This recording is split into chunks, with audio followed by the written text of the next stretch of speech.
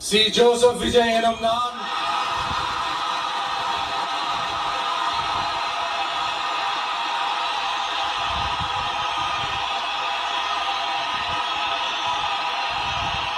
சட்டப்படி அமைக்கப்பட்ட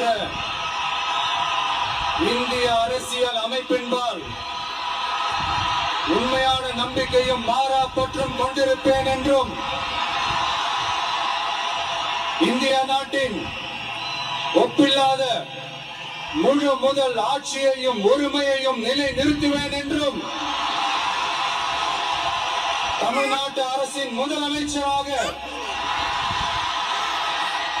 உண்மையாகவும் உளச்சான்றின்படியும்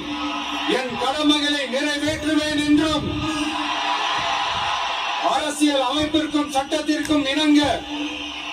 அச்சமும் ஒருதலை சார்பும் இன்றி விருப்பு வெறுப்பை விலக்கி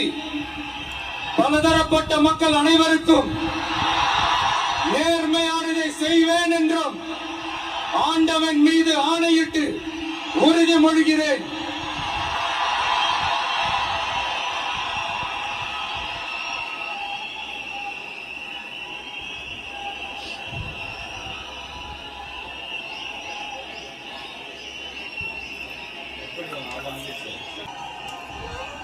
முதலமைச்சர் அதிகார